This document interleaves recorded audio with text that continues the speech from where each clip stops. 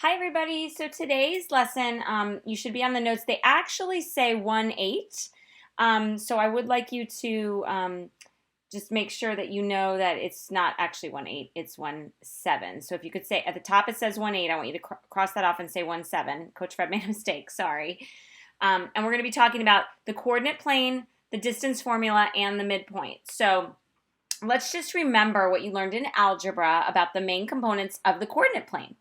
So hopefully you know that going across here, we've got the x-axis, that's a horizontal axis, and going across right here, we've got the y-axis. We've got quadrants. Quadrant 1 starts over here, and then you move counterclockwise, quadrant 2, quadrant 3, and quadrant 4. And all the coordinates are listed with parentheses, the first one being the x-coordinate, the second one being the y-coordinate. And depending on which quadrant you're in, those values could be positive or negative. And that's based on this point right here, the most important point, the origin. The origin's coordinate is 0, 0, which it's listed there for you. So if I go to the left of the origin, you can see that these points are negative. Whereas I go to the right of the origin, those are positive. Well, that's because it takes on the role of like a number line. But we also have a number line going, the y-axis going up and down. So below the origin, so this way, they're negative numbers, and above the origin, they're positive. But you really should remember that from Algebra 1. So let's see what you actually remember. It says, which quadrant contains the following points? So let's look at point A. Okay, so my diagram didn't print so well. So let's actually start with D, because I can see D. It looks like it is, and let me extend my coordinate plane. It looks like it's in quadrant 3 because it's in the bottom left corner, so that would be quadrant 3. All right, point E. Point E is the bottom right corner, so you can see that the x's are positive and the y's are negative, so that would be quadrant 4. All right, but let's look at point C for a second. Point C is actually right on the axis. So that is not really in a quadrant, okay? So, but we do call that point something. That is the y-intercept. Okay, it's right on the y-axis. Now, it asks you to graph the following points. So I want you to go ahead and do that, and then I'm going to check to make sure that you did those correctly tomorrow in class, or actually a few days in class. All right, so let's look at what we're really going to learn today. Today we're going to be talking about the distance and the midpoint of coordinates in the coordinate plane. All right, so first of all, when I'm talking about distance and it's just on a number line like this, and I say this is 1 and this is 5, well, you can count the distance by just counting over, and we know that that's a distance of 4. Well, on the coordinate plane, that's actually a little bit different because remember, we're going up and over certain distances. So to do distance in the coordinate plane, we actually have a formula called the distance formula. It's actually related to the Pythagorean theorem. I don't know if you've ever heard of the Pythagorean theorem, but the Pythagorean theorem is a major theorem in geometry that we're going to be learning later this year. But let's look at the distance formula. The formula basically says that D equals x2 minus x1 quantity squared plus y2 minus y1 quantity squared. And that x2 and that x1, I know that looks confusing, but it's just actually the points. So for example, in this example I gave you, 5 would be x1 and 2 would be y1. And then the other point, 4 would be x2 and y2. So how do we use the formula? It isn't as bad as it looks, guys, I promise. So first, what I'm going to have you do is plot the points.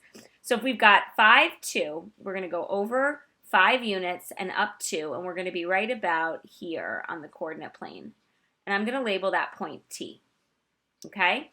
And then I'm going to go to 4, 1, so 4, 1, which is right about here. And I'm going to label that point R. Now, look how small that is. It's like a diagonal segment, so you can't just count because it's a different type of segment. We don't know that length. So that's actually what we're looking for. We're looking for the length or the distance between those two endpoints, or the length of that segment. All right, so here's what we're going to do. We're going to write our formula, D equals. Now, I'm going to go over to the points and I'm going to label them clearly, x1, comma, y1, and x2, comma, y2. Okay? I'm going to label them right above their points so that I know which one's which. And all I'm going to do is I'm going to substitute those values right into the distance formula. So first I'm going to take my x2, which we said was 4, so 4. My x1 was 5, so I'm going to take that, minus 5. And I'm going to square it. So look, I just plugged those points into this distance formula, okay? And then I'm going to add to it the y's. So I'm going to take the quantity of, my y2 was 1, and my y1 was 2. So I'm going to 1 minus 2, and I'm going to square that as well. Now, I want you to remember from algebra that that square root is like a parentheses. It's like a grouping symbol. So you have to do everything under it first.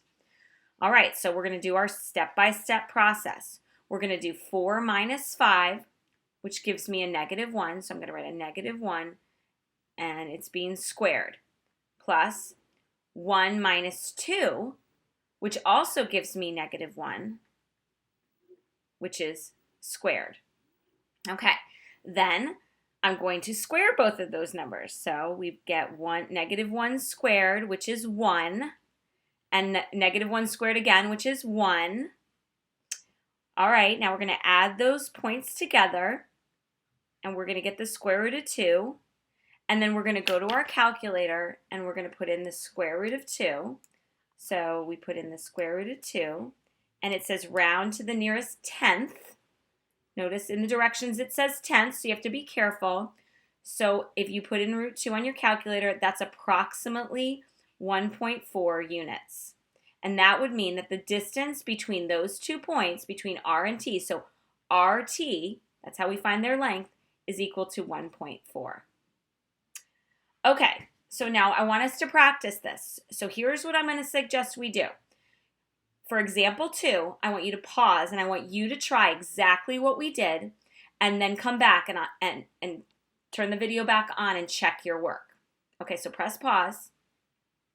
Okay, so I'm back and I've labeled my points x1, comma, y1 and x2, comma, y2. Okay, and I've plugged them in to the distance formula. So D equals the square root of negative 4 minus negative 3, this one's a little harder, quantity squared, plus 6 minus negative 5, quantity squared. And that's all under the root. All right, then D equals, so now we got to be really careful here with our math. We have negative 4, a negative here becomes a positive, so plus 3 quantity squared plus 6, so we have another negative, minus becomes plus 5 quantity squared. Now remember, order of operations, you have to do everything within those parentheses before you do your exponents, so that's why I'm having to do all this. So now I've got negative 4 plus 3, which actually gives me again that negative 1 squared plus 6 plus 5, which is 11 quantity squared.